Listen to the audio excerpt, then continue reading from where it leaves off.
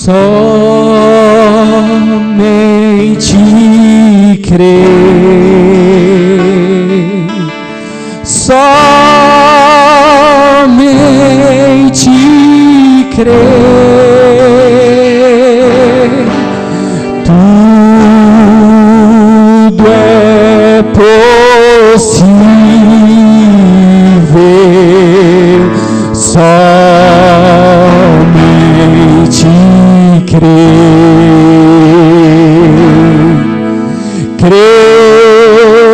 no Senhor, crer no Senhor,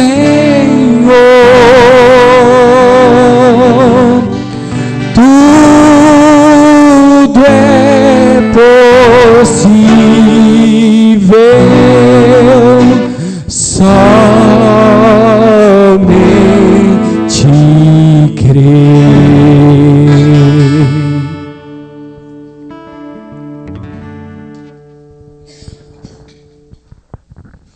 Deus, nosso Pai Celestial,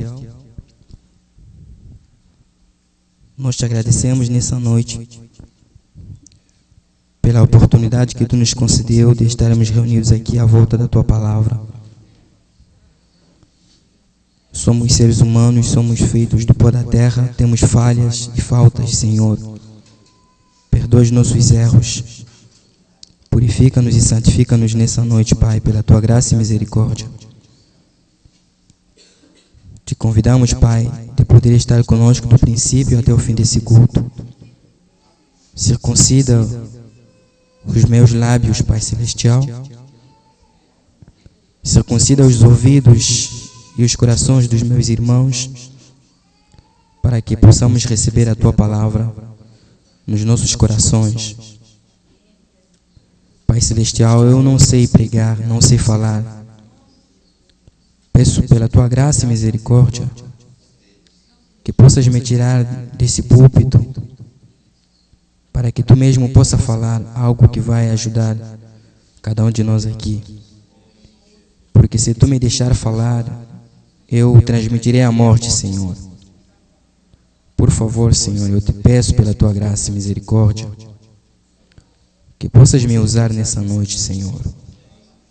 Através do Teu sangue que derramaste na cruz, eu te peço que possas nos olhar. As nossas enfermidades que nós temos no nosso corpo e na nossa alma, somente o Teu sangue pode tirar essas enfermidades. Ensina-nos, Pai, a obedecer na Tua Palavra e tomem o controle desta sala, daqui do púlpito até lá na parte de trás, Senhor. Que o Espírito Santo se mova no nosso meio, Pai. Pela Tua graça e misericórdia nós te agradeceremos. Abençoe o nosso pastor, lá onde ele se encontra. Protege-lhe, Senhor, cuida-lhe e unge-lhe também se ele estará no púlpito pregando, se ele estará viajando. Protege-lhe, Senhor, contra todos os acidentes e incidentes. Cure os enfermos dentre nós, dê a solução aos nossos problemas. Tudo para a Tua glória e para a Tua honra. No nome do Senhor Jesus Cristo, nós pedimos assim pela fé. Amém. Que Deus abençoe a todos. Vamos ler a palavra. Vamos ler no livro de Segundo Reis. Segundo Reis, capítulo 2.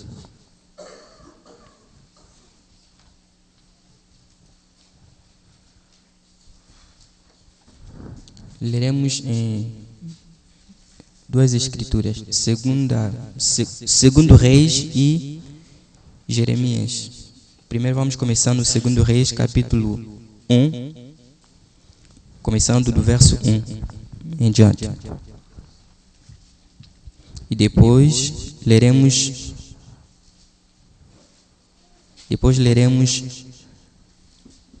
no livro de Jeremias, capítulo 8, verso 22.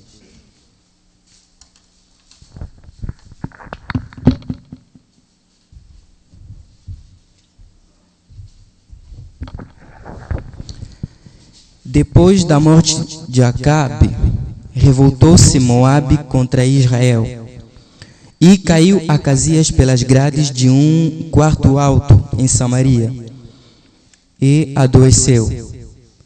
Enviou mensageiros e disse-lhes: Ide e consultai a Baal-zebub, deus de Ecrón, se sararei desta doença. Mas o anjo do Senhor disse a Elias, o tesbita: Dispõe-te e sobe para te encontrares com os mensageiros do rei de Samaria, e diz-lhes: Porventura não há Deus em Israel, para irdes consultar Baal-zebub, deus de Ecrón? Por isso, assim diz o Senhor: da cama a que subiste, não descerás, mas sem falta morrerás. Então Elias partiu. No livro de Jeremias, capítulo 8, verso 22. Acaso não há bálsamo em Gileade? Ou não há médico? Ou não há lá médico? Por que, pois, não se realizou a cura da filha do meu povo? Que Deus abençoe a sua palavra. Assentai-vos.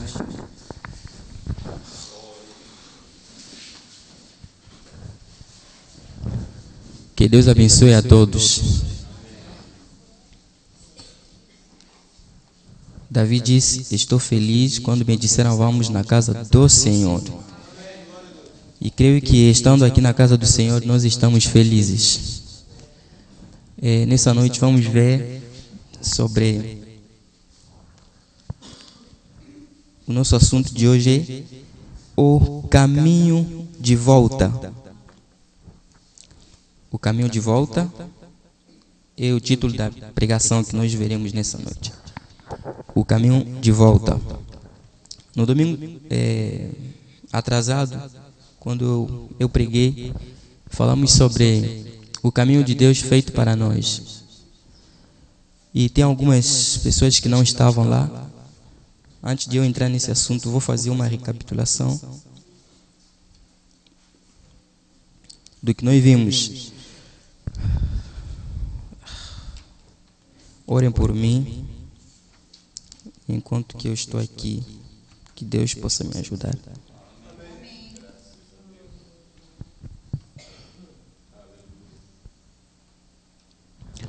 Então, domingo passado nós vimos,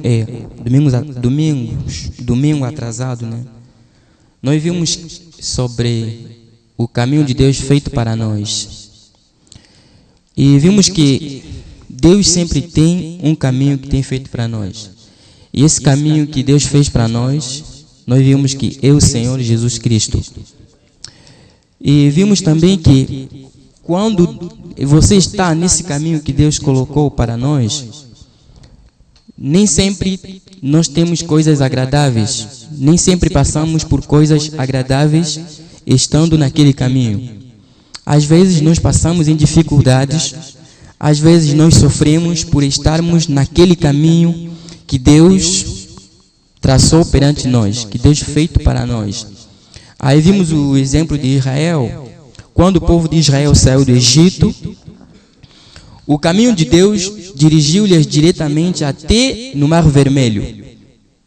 Quando eles chegaram perante o Mar Vermelho, ninguém sabia que lá no Mar Vermelho é lá onde Deus tinha colocado o seu caminho. Mas Deus, com certeza, colocou o seu caminho lá no Mar Vermelho. E quando eles viram que não tinha nenhuma passagem, aí o inimigo vinha por trás deles, aí havia montanhas de um lado ao outro. E o inimigo estava se aproximando para destruí-los. Então Deus abriu o seu caminho lá no meio do Mar Vermelho. E quando eles atravessaram, os inimigos que vinham para destruí-los, entrando no caminho deles, no caminho que Deus fez para eles, para o seu povo, todos eles pereceram. E quando eles saíram lá, foram até no deserto. E lá no deserto ainda tiveram dificuldades. Logo que chegaram no deserto, não tiveram abundância de água, abundância de maná, abundância de carne. Eles tiveram fome, tiveram sede. Mas como eles estavam no caminho provido por Deus, que Deus tinha feito para eles, Deus providenciou de tudo que eles necessitavam. A única coisa era que eles permanecessem somente dentro da palavra de Deus. Mesmo quando as serpentes, coisa que eu não falei, as serpentes começaram a mordê-los, mas Deus providenciou um meio para serem curados daquela doença, ou daquele veneno daquelas serpentes. E o caminho que Deus fez para nós é o Senhor Jesus Cristo. E quando você aceita o Senhor Jesus Cristo, estando no seu caminho, nem sempre você terá felicidade. Às vezes você pode sofrer, o seu marido pode te fazer sofrer, a sua esposa pode te fazer sofrer, mas quando você está tendo aquele sofrimento, você está passando num tempo talvez faltando emprego, faltando comida em casa, mas quando você olha na sua vida e vê que a tua vida está conforme a palavra de Deus, então você deve ter a certeza que você está no caminho de Deus. E aquilo não vai durar para sempre. Estando você no caminho de Deus, que Deus fez para você, Ele mesmo dará a solução no seu tempo determinado. Então, hoje nós veremos sobre o caminho de volta. Lá onde nós lemos, depois da morte do rei Acabe, acho que os leitores da Bíblia, os cristãos, sabem quem era Acabe. Acabe era um rei de Israel.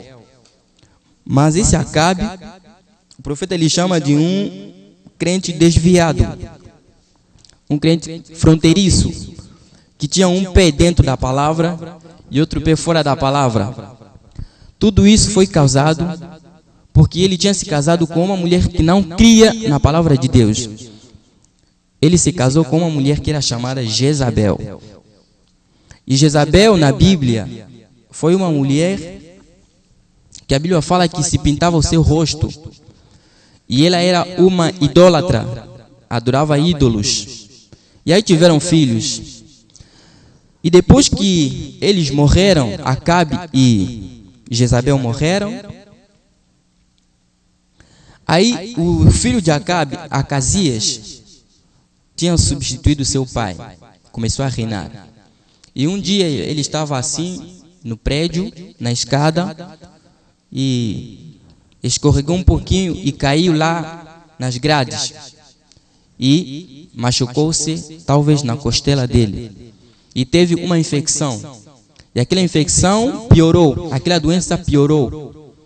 Agora, ele, ao invés de consultar Deus, ao invés de consultar o profeta Elias, que Deus tinha colocado naquele tempo, que Deus tinha colocado como sendo o caminho de volta para Deus, que era o seu profeta, aquele homem, como ele tinha um tipo de tutor errado, não tinha certeza se Deus verdadeiro era o Deus de Elias ou era o Deus que a mãe dele e o pai deles adoravam, que era chamado de Baal-Zebu. Ele teve aquela confusão. Então o profeta fala assim, no parágrafo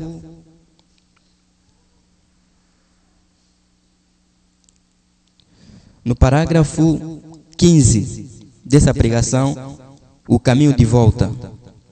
Agora, Deus tinha abençoado aquele homem. Nem sempre as bênçãos materiais significam que você está certo com Deus. Porque Ele faz com que o ímpio prospere. Mas aquele homem tinha sucedido seu pai. Seu pai tinha morrido. E Acasias o tinha sucedido. E ele estava indo bem no mesmo caminho que seu pai tinha ido. E sua mãe fazendo errado diante de Deus. E ele caiu pela grade em sua casa e ficou enfermo. Pode ser que talvez aquilo o tivesse machucado por dentro, sangrando internamente. Ou alguma enfermidade tomou conta. Talvez uma infecção por causa daquela queda.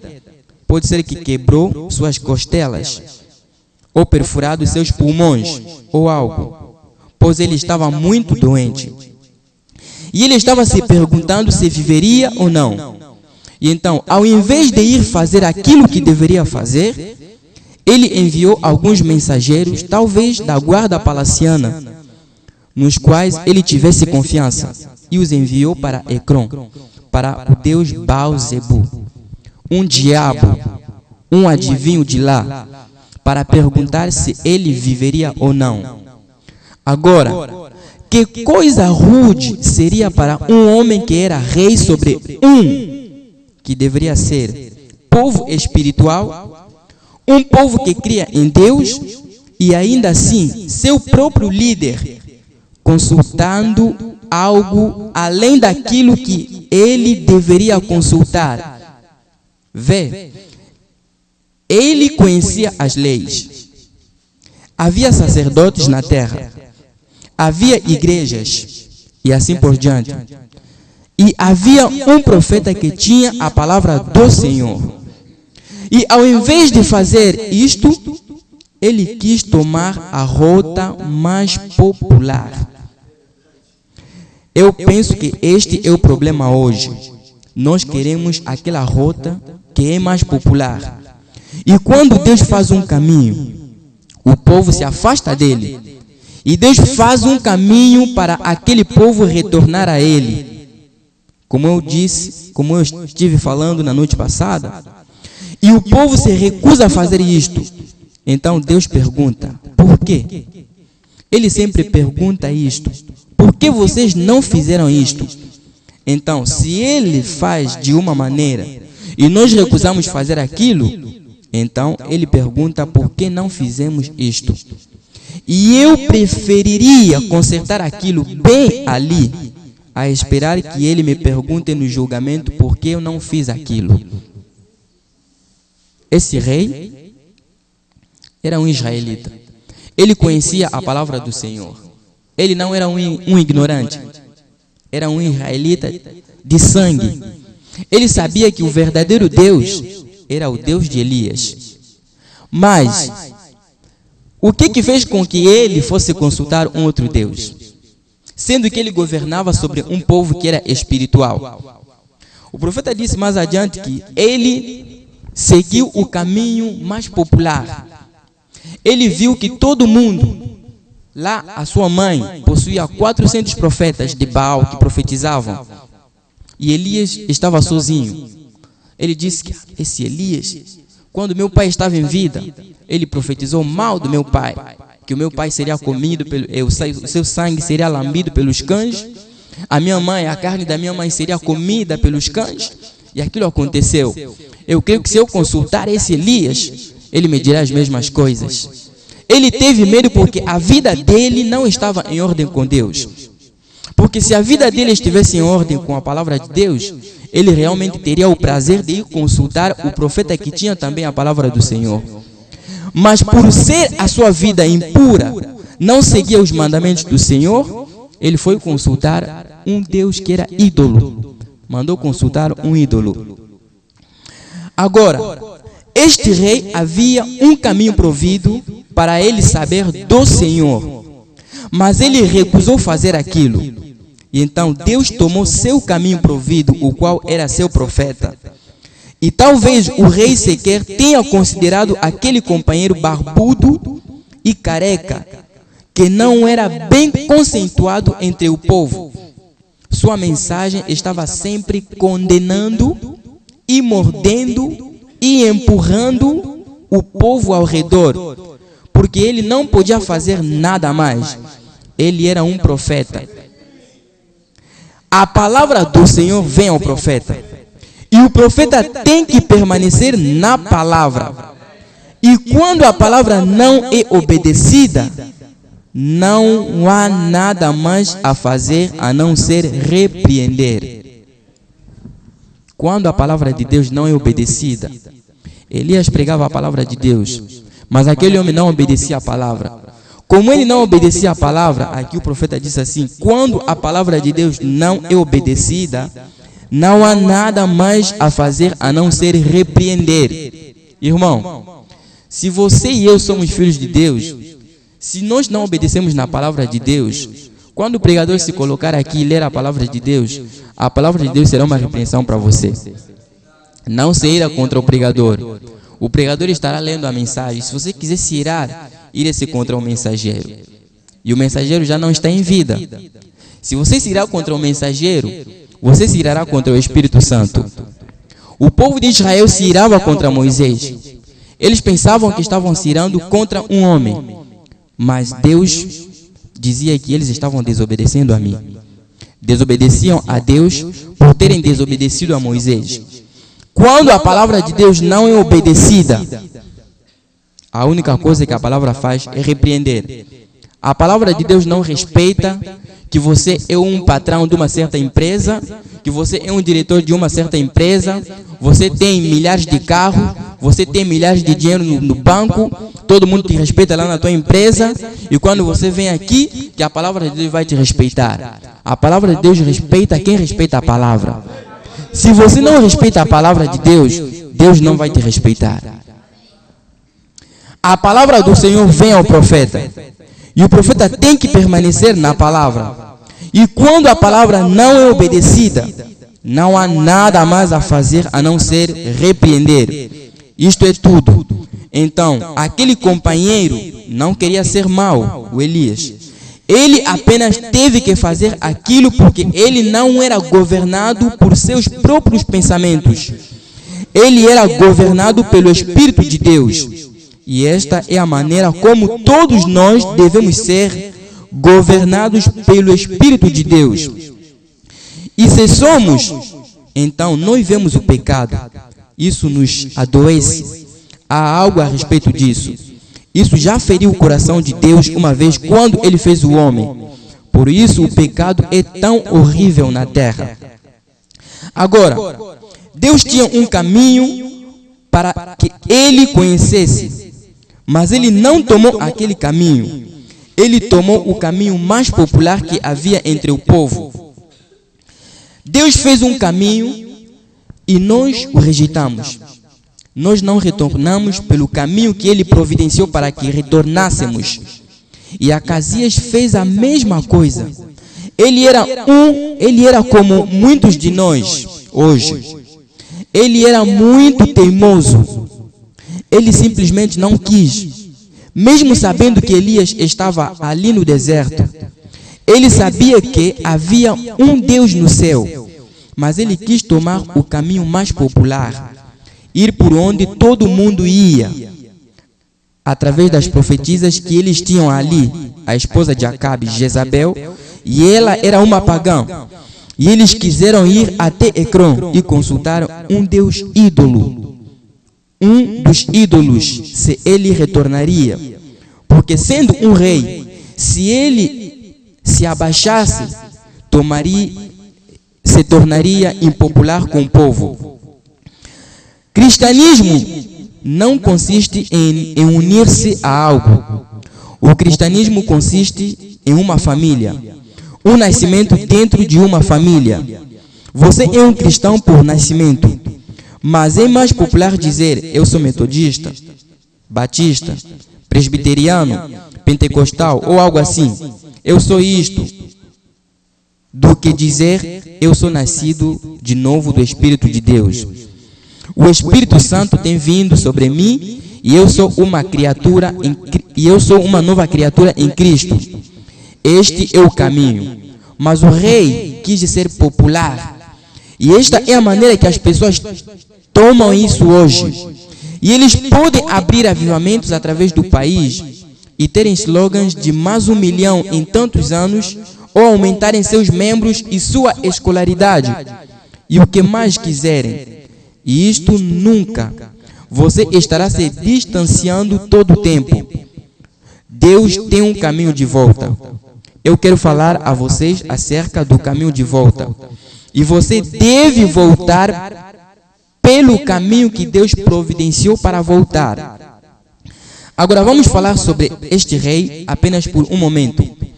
A razão pela qual ele não quis consultar Elias é porque ele era teimoso. Ele apenas queria ser como o restante do povo. Ele tinha suas próprias maneiras. Ele queria ser daquela maneira. Ele queria voltar da maneira popular. E ele não quis tomar a maneira que Deus proveu para ele. Então, ele apenas ignorou aquele profeta. E o que o profeta diria?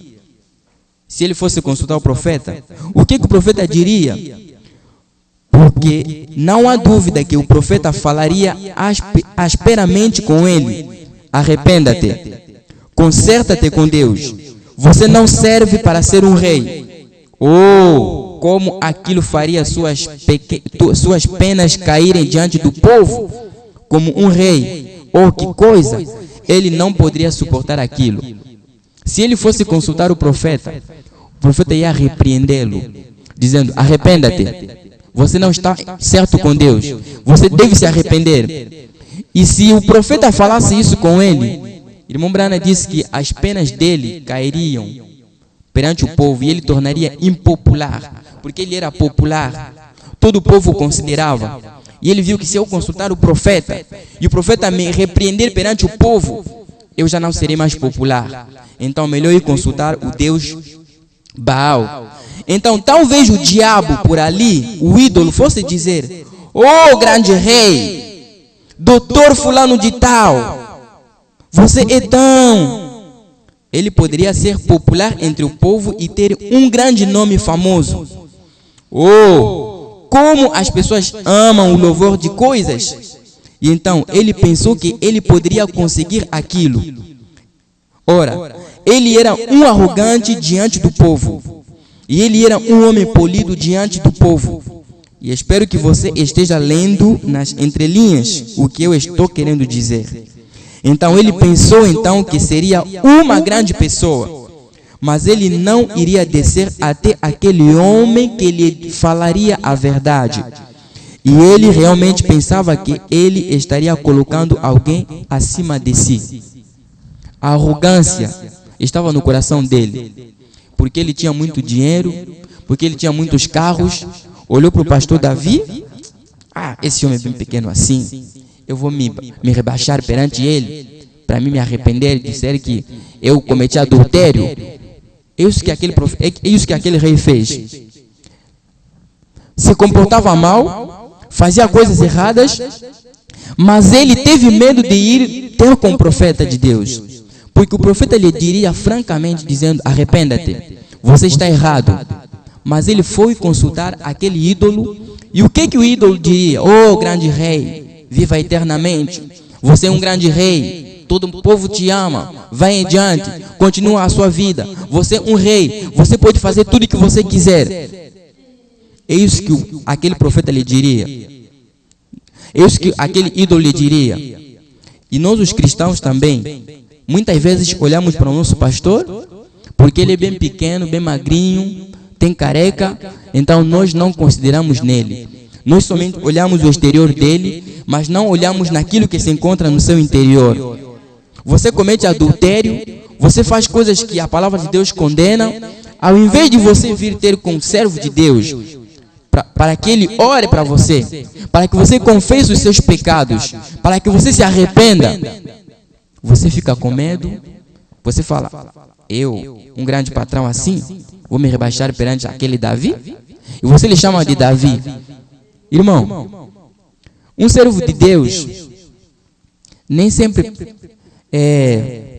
até na Bíblia, se você vê a história das pessoas que foram grandes homens dentro da Bíblia, eram homens tão simples.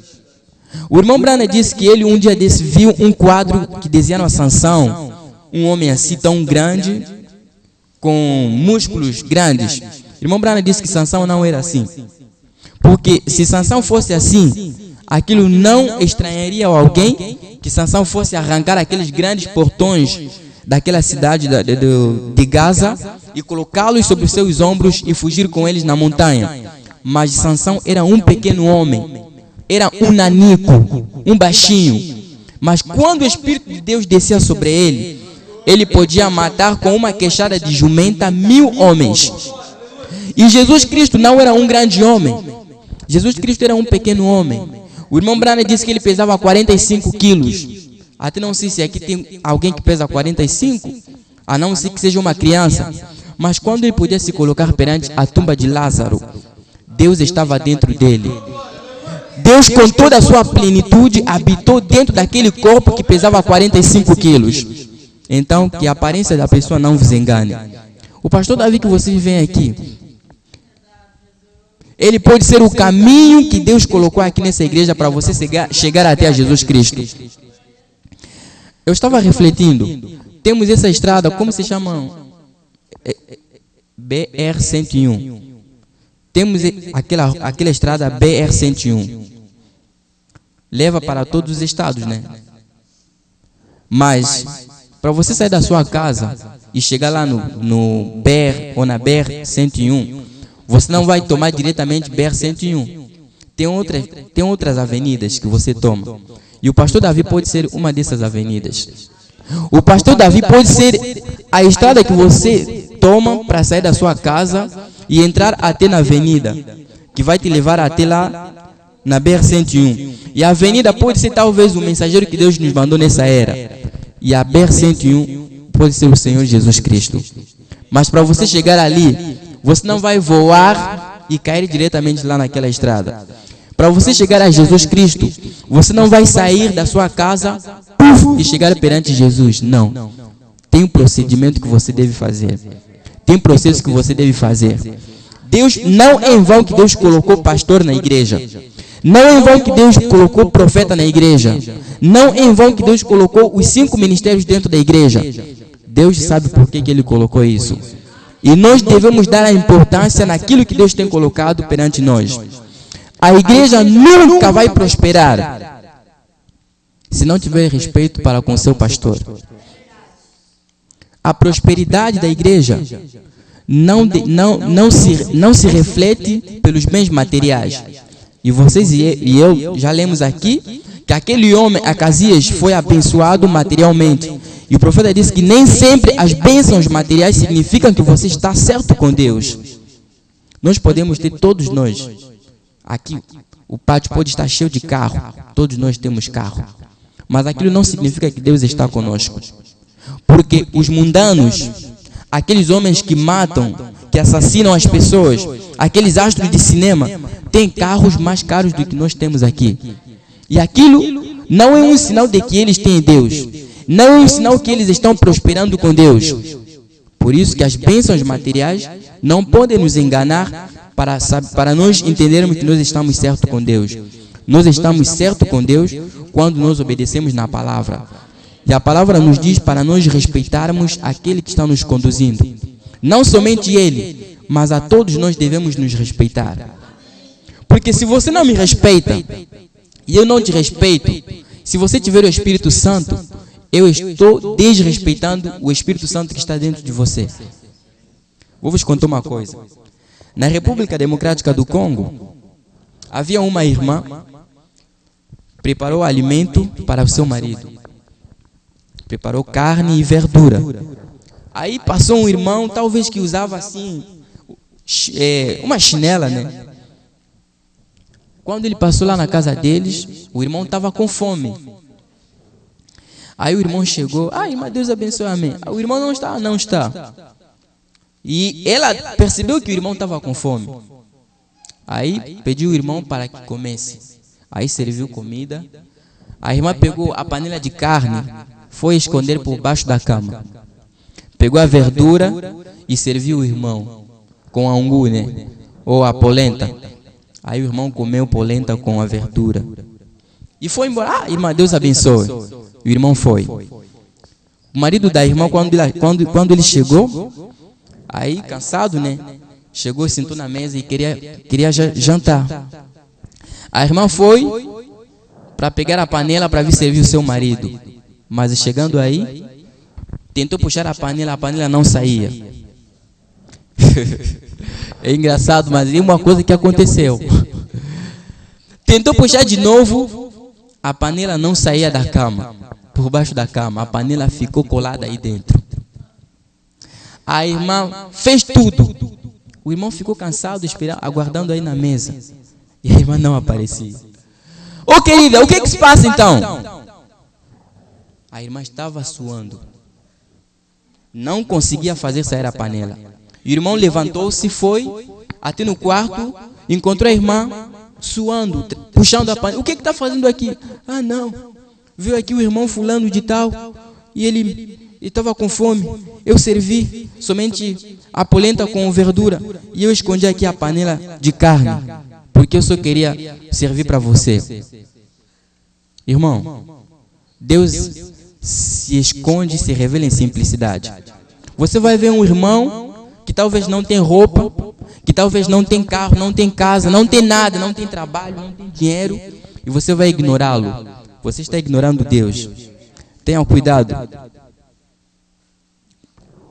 Daí, quando o irmão ouviu isso, falou: olha,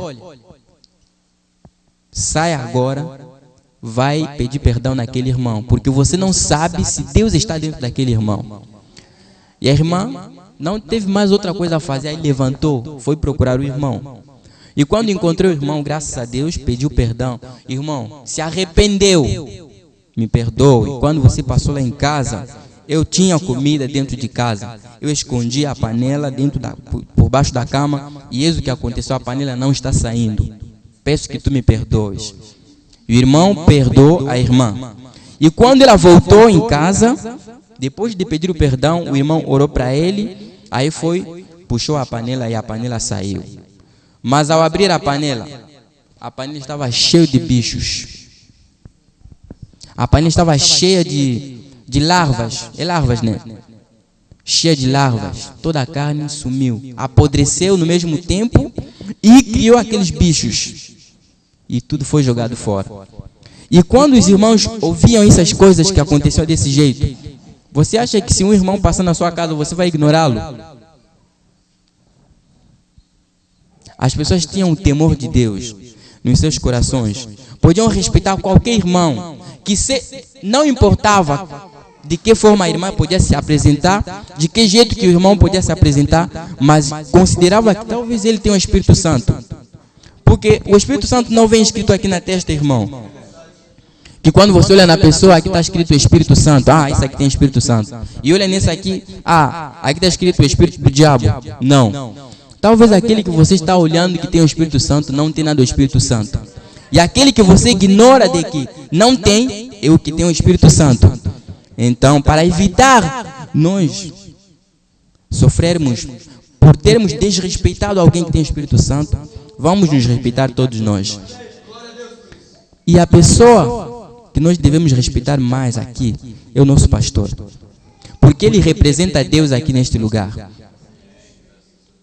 Depois do Espírito Santo, é o pastor que Deus colocou dentro da igreja.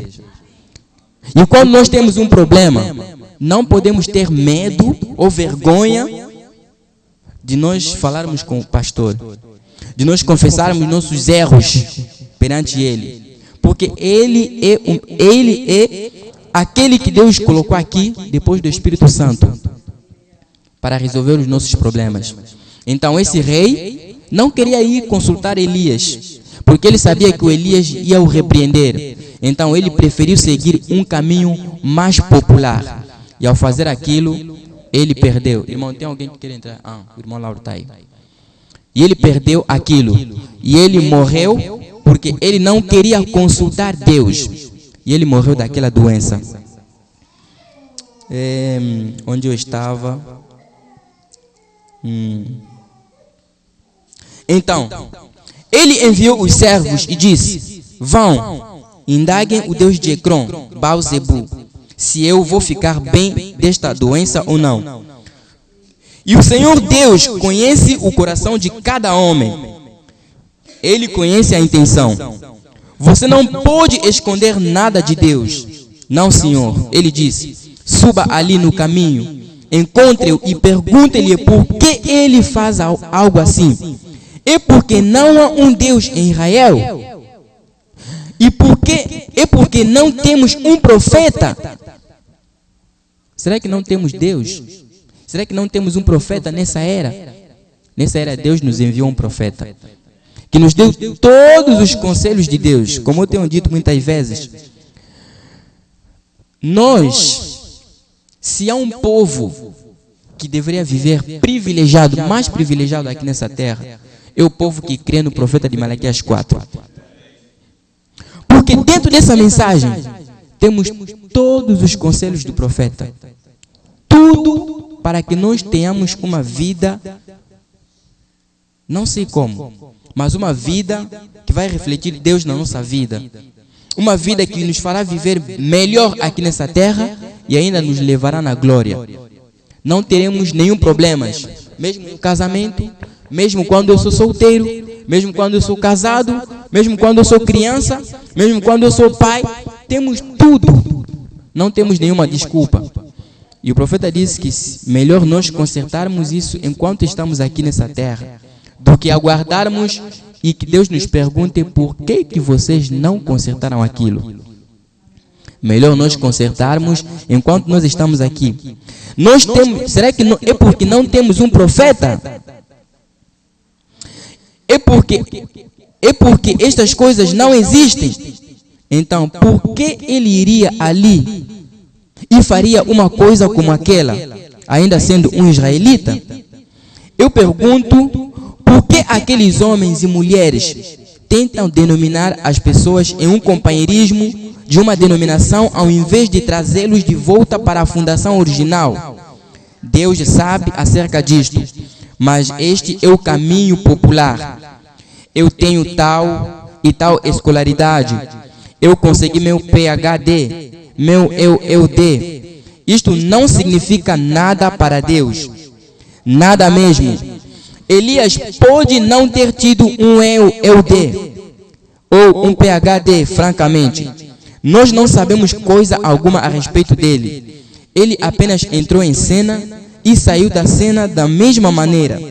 Nós não sabemos quem eram seu pai e sua mãe. Não sabemos nada dele, mas Deus sabia acerca dele.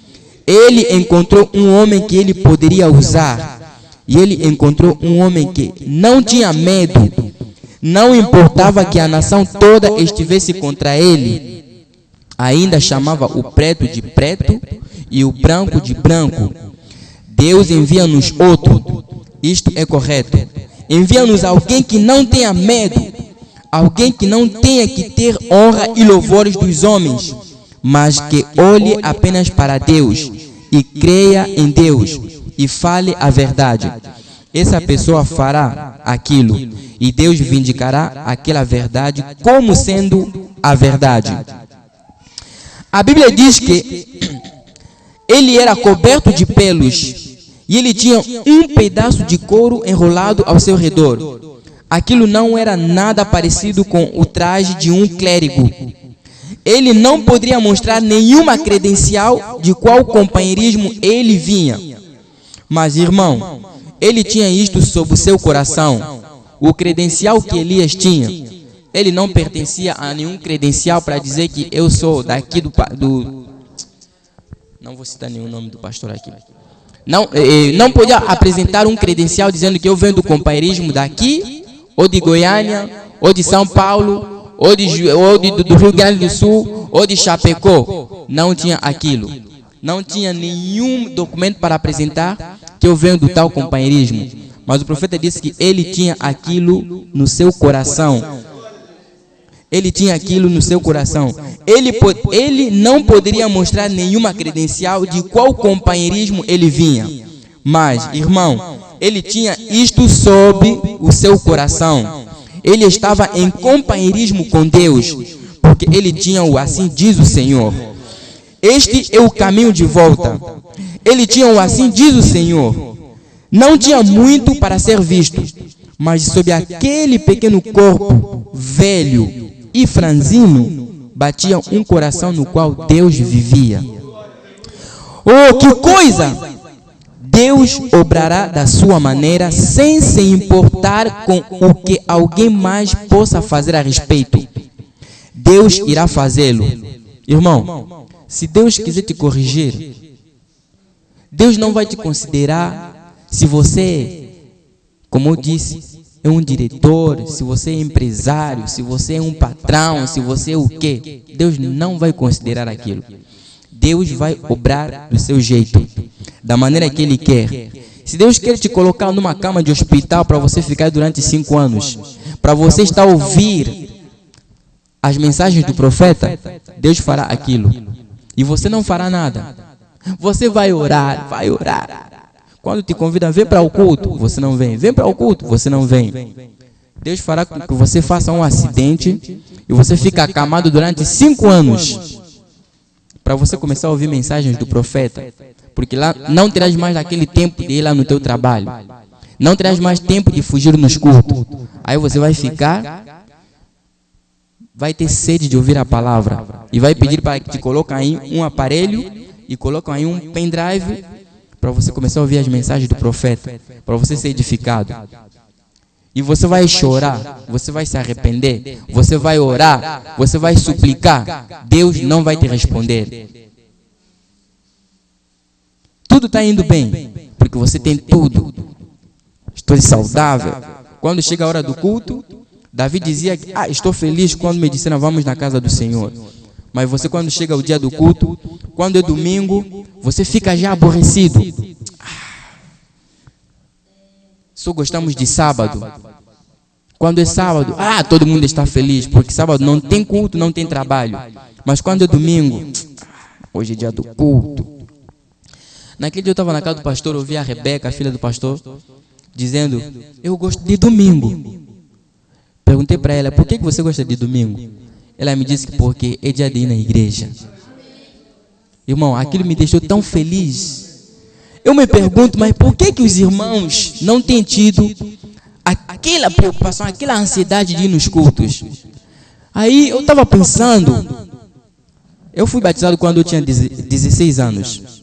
Mas irmãos, desde que eu recebi o batismo nas águas em nome do Senhor Jesus Cristo, nunca perdi aquele zelo de ir na igreja.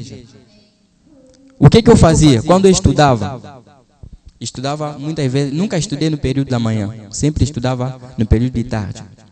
E nossos cultos lá em Angola sempre se faziam também à tarde. A partir das 4 da tarde os cultos começavam. E eu entrava na escola ao meio-dia e saía às 6 da noite.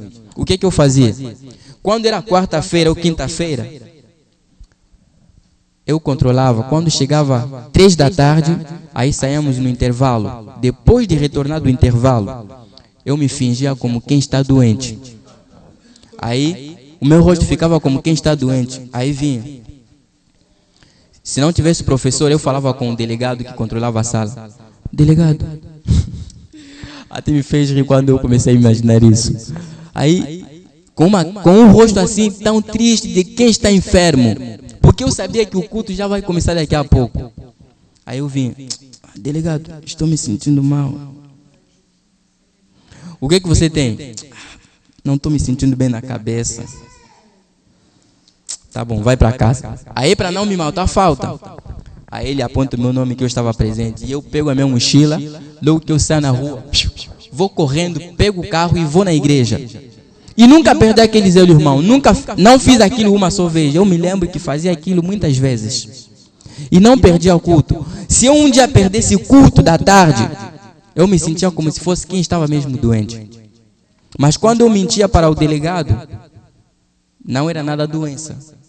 Embora que aí eu ficava me perguntando, será que estou me sentindo mesmo mal?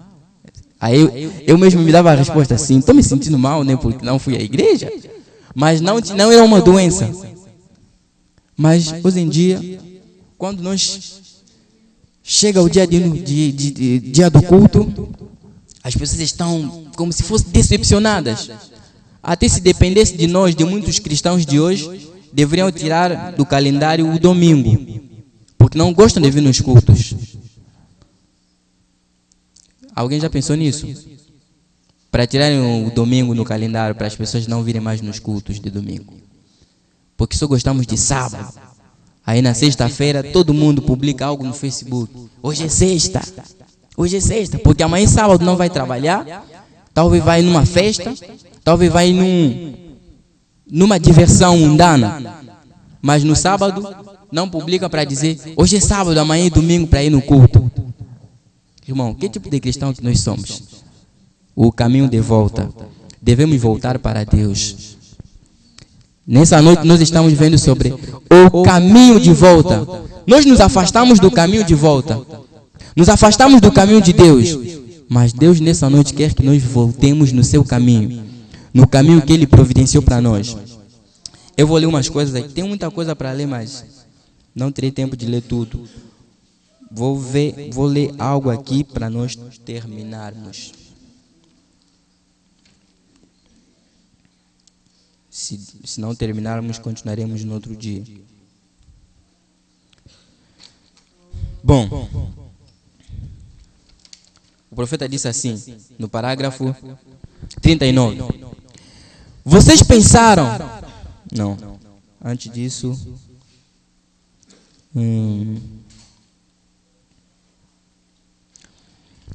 35, parágrafo 35.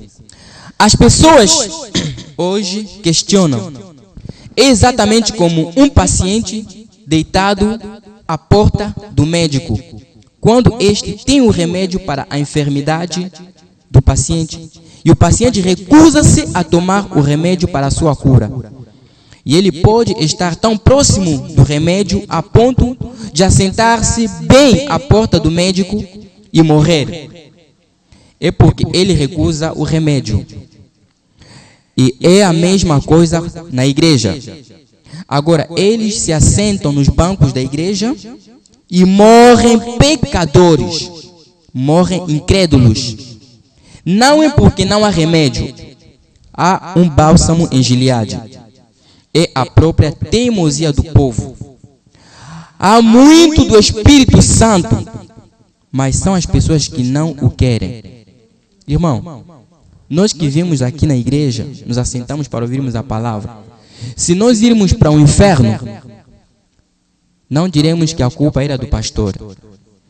Não diremos que não havia nenhuma cura, não havia o Espírito Santo. Não.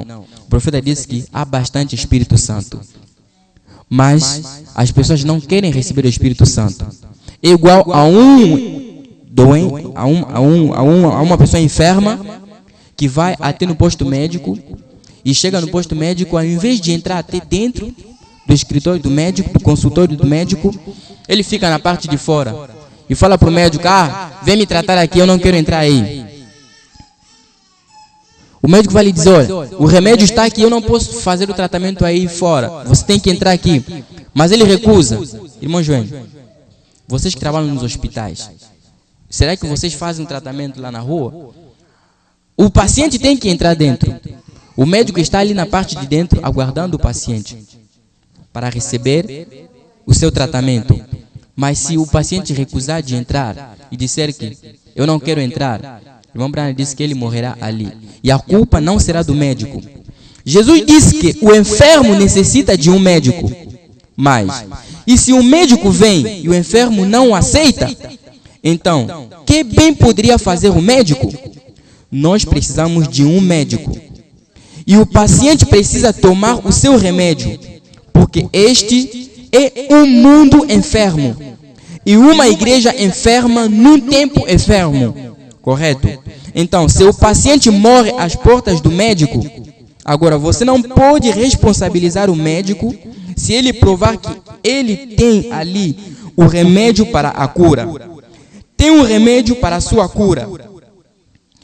É o paciente, e o paciente se assenta nos degraus. Agora, eu não vou entrar ali.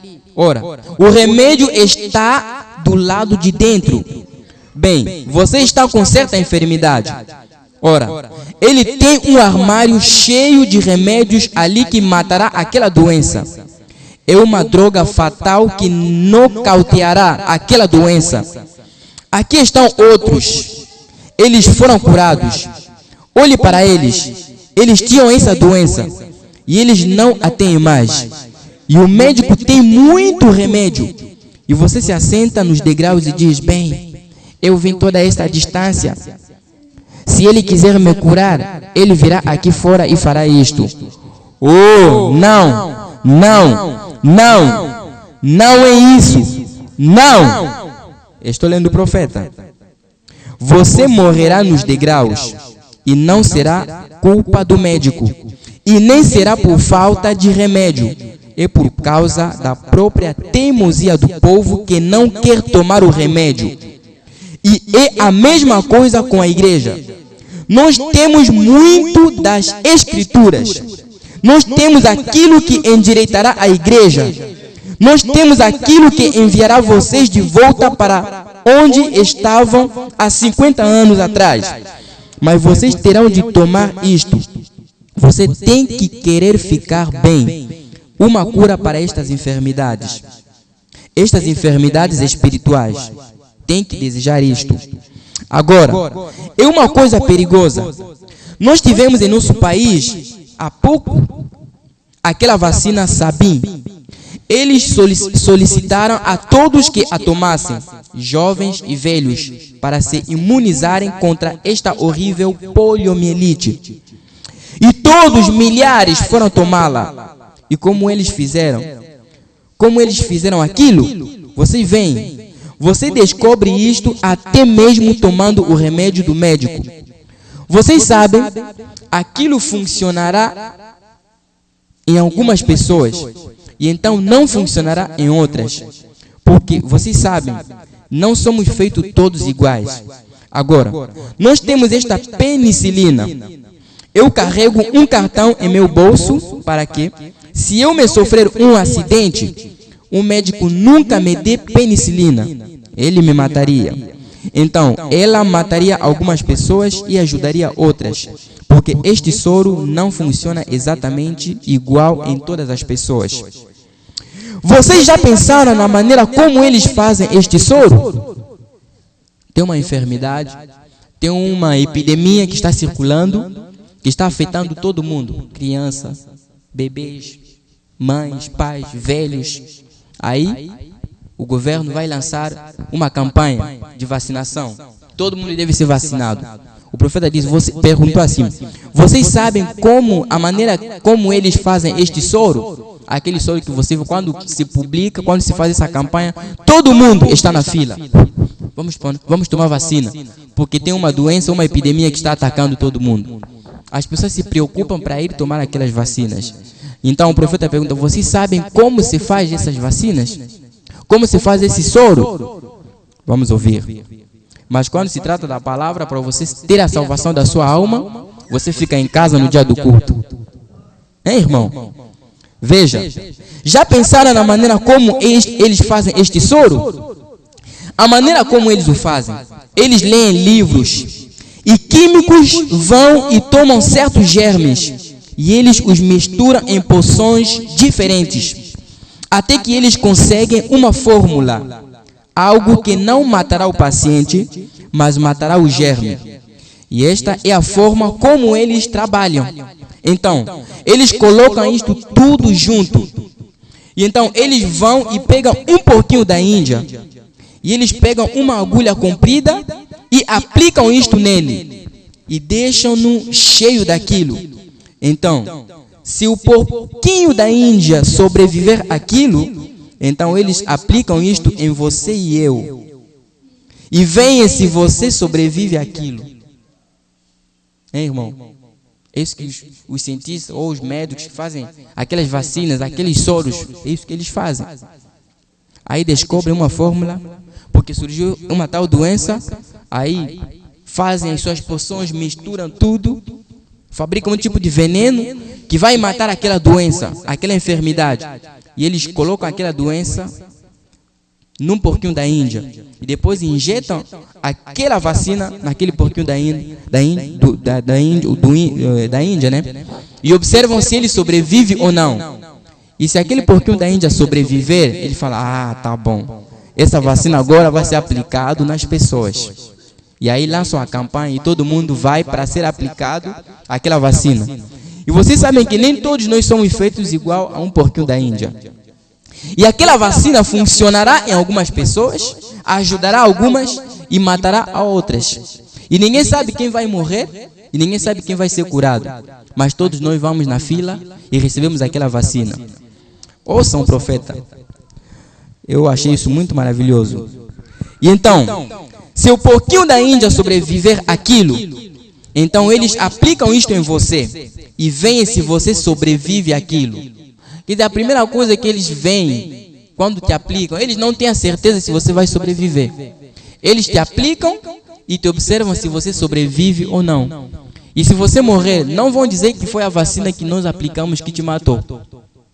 Talvez vão inventar uma outra coisa, dizendo que aconteceu algo e ele morreu. E então, bem, agora, isto está correto. Eles têm feito grandes coisas ao fazerem assim, mas esta é a maneira como eles descobrem como trabalhar com as pessoas.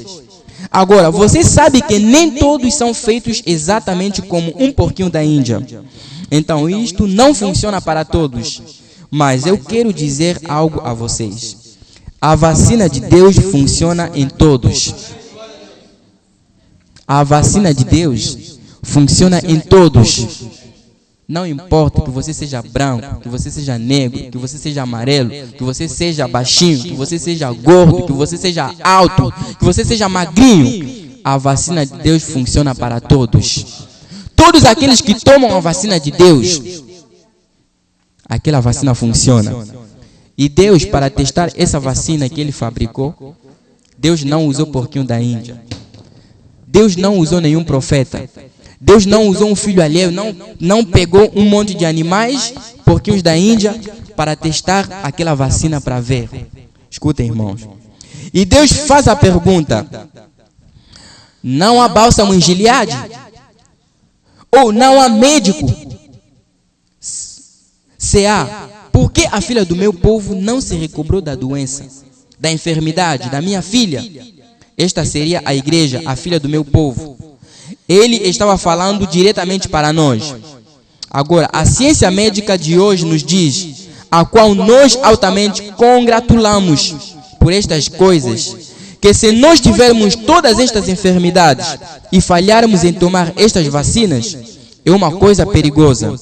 Você pode perder a sua vida se você não tomar aquilo.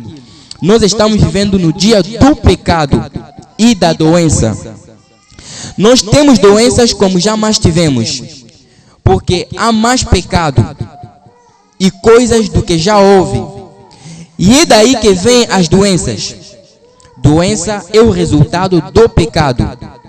Antes que nós tivéssemos qualquer doença, não tínhamos pecado. E a doença seguiu o pecado. Eles tiveram o pecado antes, então o resultado do pecado trouxe as doenças. E entretanto, agora, como o pecado aumenta, as pessoas aumentam, e nós temos os melhores médicos do que jamais tivemos. Nós temos remédios melhores do que jamais tivemos. Nós temos mais hospitais do que jamais tivemos. Nós temos homens mais bem treinados do que jamais tivemos. E nós temos mais doenças do que jamais tivemos. Por quê? Nós temos pecado do que jamais tivemos. Irmãos, o pecado do jeito que está se multiplicando, antigamente o pecado não era assim. E porque o pecado está se multiplicando, o irmão Brana disse que as doenças também estarão se multiplicando. E quando as pessoas começam a se multiplicar, então o pecado e a violência tomam conta. Falando da violência, só pode ser um cego, surdo e mudo que não vê a violência que se faz hoje em dia. De uma criança vai pegar uma faca, picar na pessoa, no ser humano, até matá-lo. Essa violência que acontece, o filho, porque o seu pai, ou a filha, porque o seu pai não quer que namore com aquele moço, aí vai se combinar com aquele moço e vão vir e vão assassinar os pais, os próprios pais. Só pode ser um cego, um surdo e um mudo. Não fala, não ouve, não fala, não vê. Um cego, um surdo, um mudo que não fala, não vê, não ouve, que pode fazer uma tal que não vai ver que a violência tem se multiplicado, que o pecado tem se multiplicado. E o profeta pregou essa mensagem em 62. Quantos anos já passaram? Muitos anos. Mas as coisas estão se cumprindo. O pecado aumentou, multiplicou-se. Homossexuais em toda parte. Você vê moças, entre elas. Quando eu fui fazer entrevista lá no trabalho, onde estou trabalhando, graças a Deus, aí vi 2 casais. Sempre estavam juntos, se beijando em frente das pessoas. As duas usaram calças, mas outro estava com um chapéu, parecia um homem, parecia uma mulher. Aí quando chegou na hora da gente ir no vestiário para vestir as roupas lá do trabalho, chegamos assim, os dois ou as duas entraram na mesma direção. Falei, quer dizer que aquele aí não era um homem. As duas eram moças, mas o outro, homossexuais, estavam assim, se comportando daquele jeito. E não tem vergonha de fazer isso em toda parte. O que é isso? O pecado tem se multiplicado. E as doenças também têm se multiplicado. É sinal de que nós estamos nos últimos dias. E Deus tem enviado o seu Espírito Santo para que nós sejamos imunizados contra essas doenças, essas enfermidades. Mas nós não queremos. Nós ficamos na parte de fora, não queremos receber aquela vacina. O profeta disse, se você ficar aí na parte de fora, você morrerá. Então, nós sabemos que os médicos dizem que problemas cardíacos é a doença número 1 em mortes. Bem, eu não discordo com os médicos porque eu não sou um. Mas eu digo uma coisa. O assassino número 1 não é o problema de coração. O assassino número 1 é o problema do pecado. O pecado é o assassino número 1. Não problemas de coração. Então muitos dizem, não, aí não. Agora, eu vou lhe dizer qual é o caminho de volta. Se você quer voltar, você tem que ser vacinado. Se você quer voltar, se você quer estar no caminho de volta, o irmão Branham disse que você deve ser vacinado. Você tem que tomar o bálsamo de Deus, o soro de Deus. Ele tem isto. É uma cura dupla contra o pecado. O que é o soro? O sangue de Jesus Cristo. O Filho de Deus, com o batismo do Espírito Santo, te limpa do pecado e da imundície para o seu serviço. Esta é a maneira pela qual nós temos que voltar. É através destes elementos, através do sangue e através do Espírito Santo. A igreja está doente, está fraca. Isto é anemia. Ela tem malignidade. E não há cura terrena para isto. A educação não fará isto. Nós temos tentado isto. A denominação não fará isto. Nós temos tentado isto. Você apenas tornará aquilo pior. Há apenas um caminho de volta. E é através do sangue de Jesus Cristo. A imunização. Volte para Cristo. Volte para o Espírito Santo. Volte para a vida eterna uma vez mais. Esta é a maneira pela qual deveríamos voltar. Você sabe, a razão pela qual e cada homem, não importa quão altamente educado ele seja e quão polido ele é, quantos diplomas ele tenha na igreja ou assim por diante, quantas destas coisas, em quantas faculdades ele foi educado, ele tem que morrer para a sua própria teoria. Ele tem que morrer para si mesmo. Ele tem que morrer para todas as coisas, para então ser renascido pelo Espírito Santo. Aquilo o fará chorar, e berrar, e falar em línguas, e pular para cima e para baixo, e comportar-se como um louco. Mas ele tem alcançado nova vida. Isto é o que ela te faz fazer. Ele tem que ter nova vida. Irmão, o Espírito Santo não vai te civilizar, que vai te tornar um crente assim. Vem na igreja assim, como se fosse um padre, depois se assenta, ouve a pregação, bem quieto, até a pregação termina, não falou nenhum amém. E depois se levanta e vai de volta para casa. Não. Quando você é imunizado pelo Espírito Santo de Deus, o irmão Branham disse, o Espírito Santo te fará gritar, te fará chorar, te fará dizer amém, te fará pular para cima e para baixo, porque você foi imunizado. Os discípulos, quando eles viram aquela coisa, eles foram imunizados do Espírito Santo. Eles começaram a falar em línguas. É ali onde eu vou terminar. E Deus, para poder receber este soro, que nós vimos teve que se fazer carne e habitar entre nós. Um parente redentor. Amém. Deus teve que se tornar homem para que então ele pudesse tomar o soro. Deus não fez como os médicos. Pegam um porquinho da Índia e injetam aquela injeção nele, aquele soro, para ver se ele morre ou não. Mas Deus, sendo o grande médico, o médico dos médicos, ele tomou aquele soro. Não o experimentou num porquinho da Índia.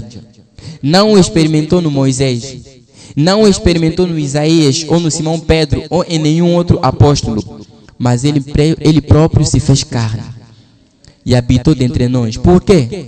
Era para que ele experimentasse aquele soro nele mesmo, para ver se funciona comigo mesmo ou não. Para que antes de eu aplicar este soro nas pessoas, devo ver em mim mesmo o que aquele soro vai causar. E ouçam, Deus se fez carne e habitou entre nós, um parente redentor. Deus teve que se tornar homem para que então ele pudesse tomar o soro. E ele recebeu sua inoculação no Jordão, quando ele entrou no rio e foi batizado por João, e então a inoculação desceu. O medicamento caiu do céu como uma pomba, dizendo: este é meu filho amado, em quem me comprazo habitar. Ele foi imunizado. Imediatamente após a imunização, veio o teste. E todo homem, assim que você recebe o Espírito Santo e é imunizado, cada demônio do inferno se vira contra você. Até mesmo a sua própria família muitas vezes te rejeita. Seu marido, sua esposa, seu pastor. Você é chutado para fora da igreja. Se riem de você. Fazem graça disto. É o teste. Deus se fez carne, um de nós, para que ele pudesse receber a imunização, tornar-se sujeito ao pecado, pois ele era nascido de uma mulher. Ele foi tentado de todas as maneiras, da mesma forma como somos tentados. E ele não podia fazer aquilo, pois ele estava no Espírito. Ele teve que tornar-se carne, para poder então ser tentado, para tomar a vacina, para tomar o medicamento. Ele quis provar que seu medicamento estava correto. Amém? Então, ele o experimentou no dia em que João o batizou. Quando o medicamento desceu do céu e o encheu, então veio o teste. Aquilo resistiu a cada aprovação de zombaria. Aquilo resistiu quando Satanás ofereceu-lhe os reinos do mundo, para dar-lhe o mundo e cada reino. A imunização resistiu. Ela permaneceu firme. O mundo olhou para ele. A igreja olhou para ele. Os críticos olharam para ele. O diabo colocou sobre ele cada aprovação que pode. E aquilo ainda assim resistiu. Amém? Quando ele se colocou diante daquele grupo de sacerdotes educados, ele disse: quem de vocês pode me acusar de pecado? Amém? Aquela imunização sustentou aquilo. Se eu não faço as obras de meu Pai, então não creiais. Mas se eu faço as obras de meu Pai, então creiais nas obras. Eles disseram: você é um homem fazendo-se a si mesmo de Deus. Ele disse: se eu não faço as obras de meu Pai, então não creiais. Disse: são elas que testificam de mim. Elas falam de mim. Minhas obras falam mais alto. Aquilo resistiu em Jesus quando ele foi testado em todas as coisas pelas quais um homem poderia ser testado. Cada tentação que já caiu sobre um homem, caiu sobre ele. Mas aquela imunização resistiu. Se você quer saber se isto irá resistir ou não, se esta coisa é certa ou não, olhe para ele. Ele foi o teu exemplo. Ele resistiu com...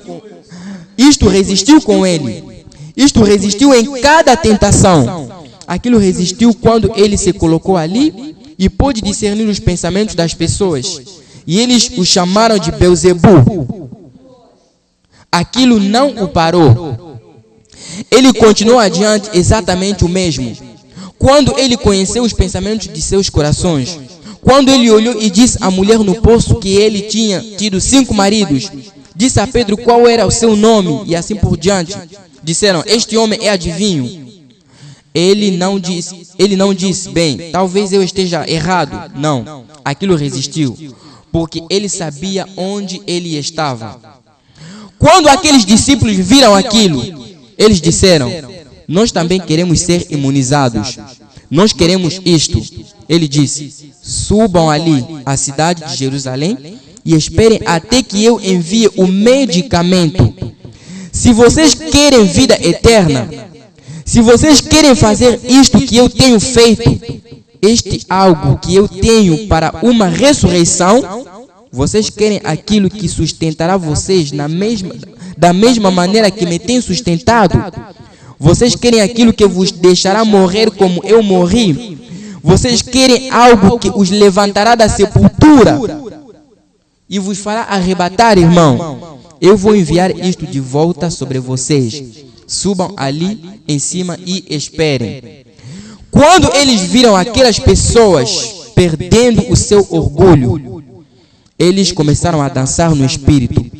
Eles começaram a falar em línguas de fogo partidas voando deles. E aqui então todos eles saíram, um grupo de galileus, falando cada um em cada língua sob o céu. Eles não sabiam o que tudo aquilo significava. Eles disseram: Pedro, doutor Simão Pedro, o que podemos fazer para sermos salvos? Ele disse: eu vou escrever uma receita para vocês. E ela é uma que não vai ser mudada. É uma receita eterna. Diz: arrependam-se e cada um de vocês e sejam batizados em nome de Jesus Cristo para a remissão de seus pecados e recebereis o dom do Espírito Santo. Pois esta receita é para vocês, para os vossos filhos e para aqueles que estão distantes, a tantos quantos o nosso Senhor Deus chamar. Essa é a receita. Ô irmão, simplesmente cumpra. Há muito bálsamo ainda em Gileade e nós estamos cheios de médicos aqui. Você sabe de uma coisa?